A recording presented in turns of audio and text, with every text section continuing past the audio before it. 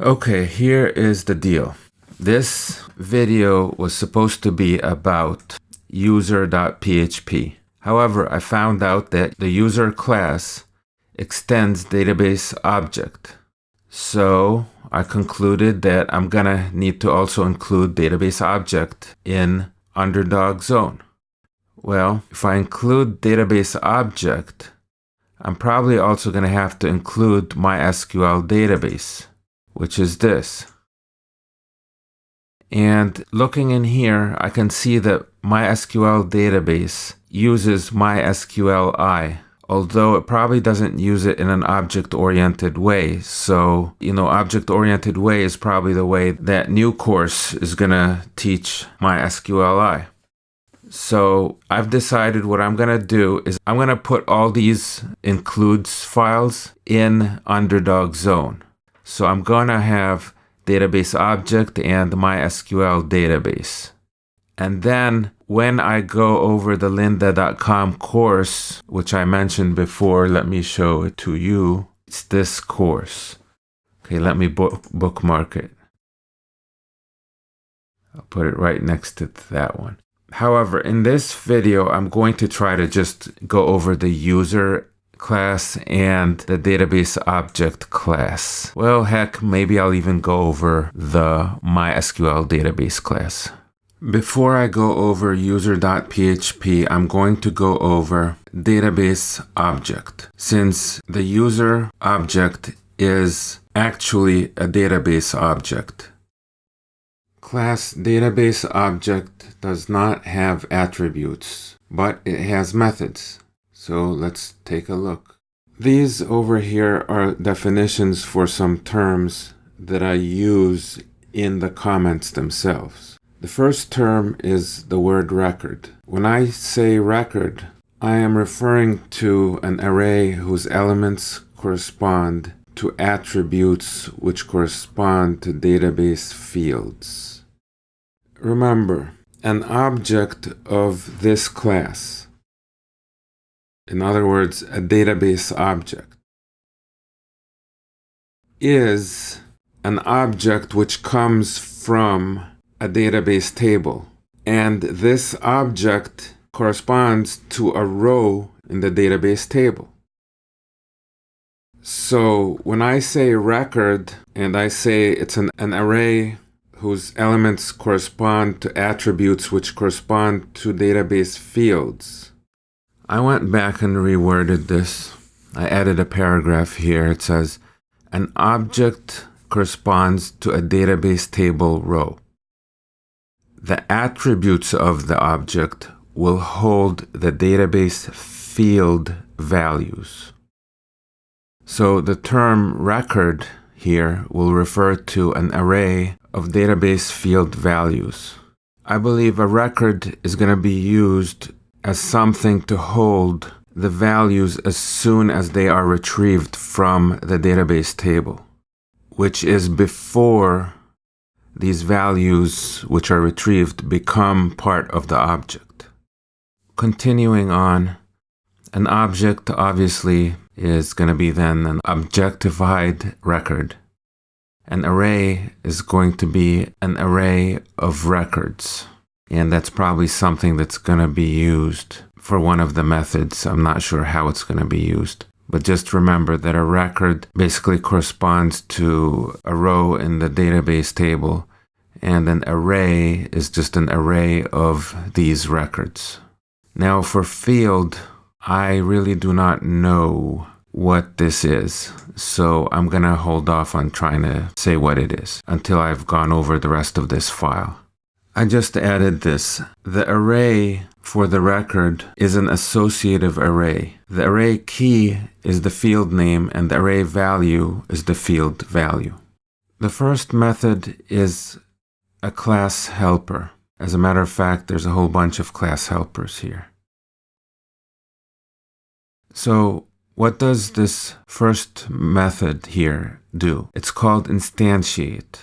This function will objectify the given record.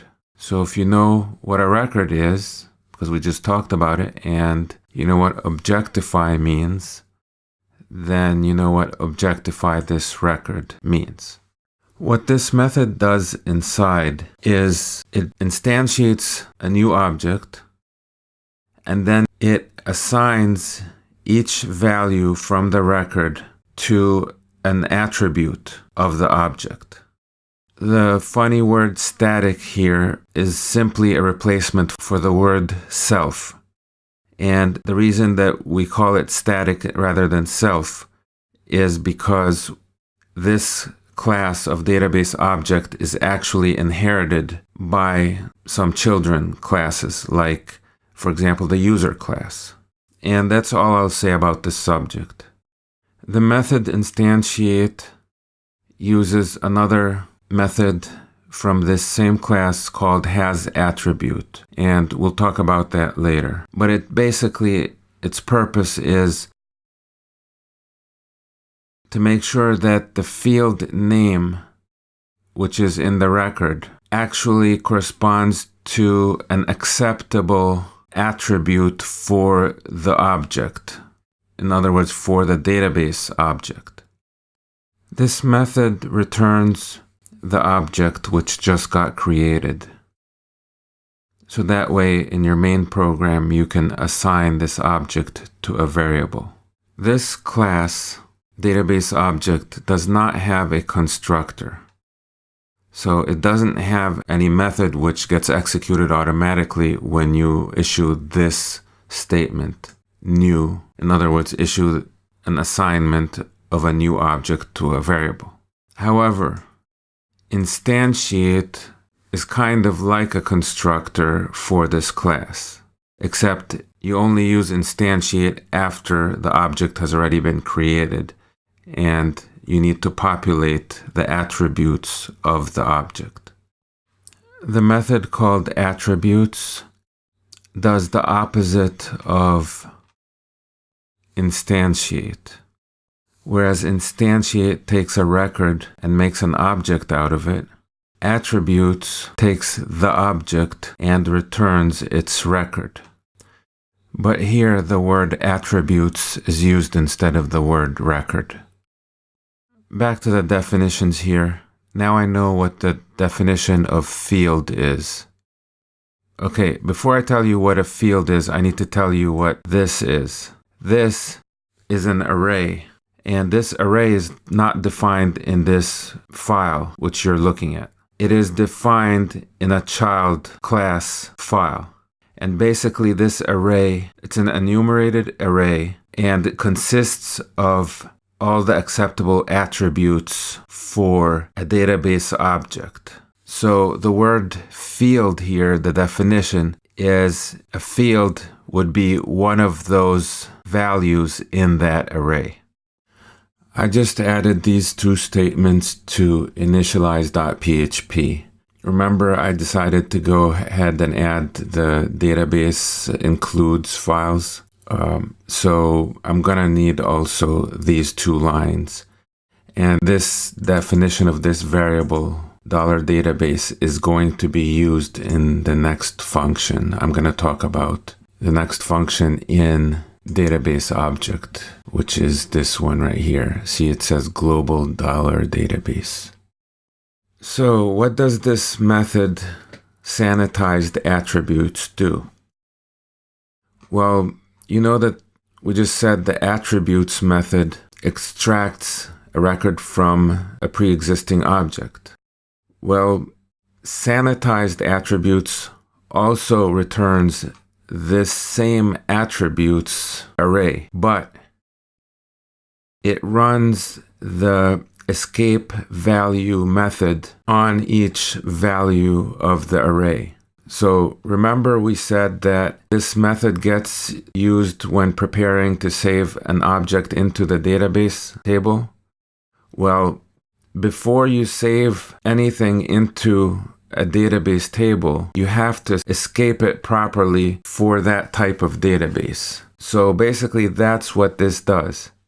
It actually uses the attributes method internally in here, inside of sanitize attributes. But it takes the result and runs the escape value method on it in order to escape these values. So the bottom line is, if in your program you have a database object that you want to save in the database, you're going to call the method sanitized attributes. You're not going to call attributes. And that will give you the array which you put into the database. Attributes will not give you the array that you need to put in the database because that array won't have its values escaped. But this one will give you that same array but with the values escaped and ready to be inserted into the database. The method has attribute, takes a string, and that string will be in the variable $attribute. And it finds out if that string is one of the attributes of the database object. So has attribute works on an object that already has its attributes and finds out for you whether a specific attribute exists in this database object.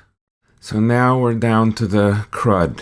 We've already finished doing the class helpers, and now we're gonna do crud, which is create, read, update, and delete. So we're starting off with create. Create will take the attributes of the object itself and create a new database record for that object. The method save takes an object and saves it in the database. By the word save, this could either be an update or a create operation on the database table. So that's why we use the word save. Yeah, we don't use update or create. Those are different methods.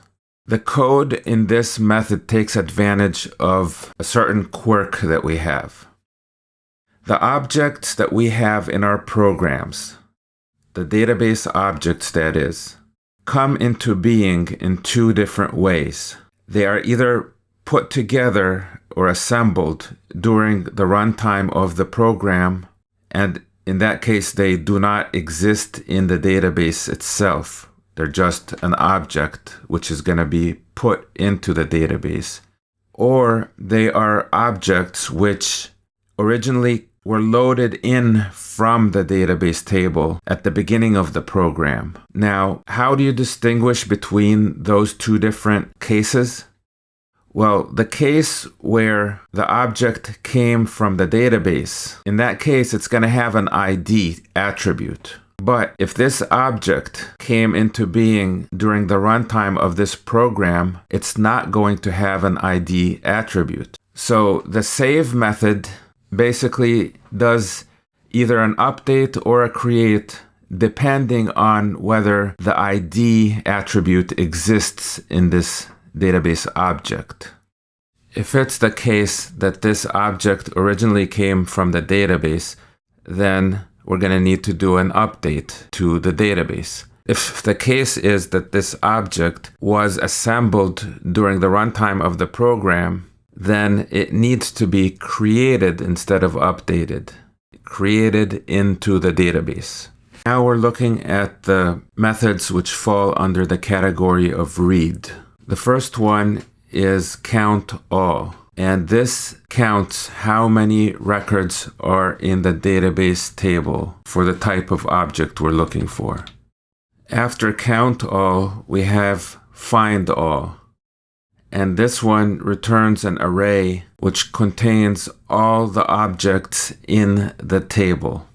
And when I said it returns objects, I mean it returns objects. It doesn't return what we defined as a record at the top over here. Yeah, it doesn't return a record. It returns an actual object. Find by ID returns an object from the database using the ID number.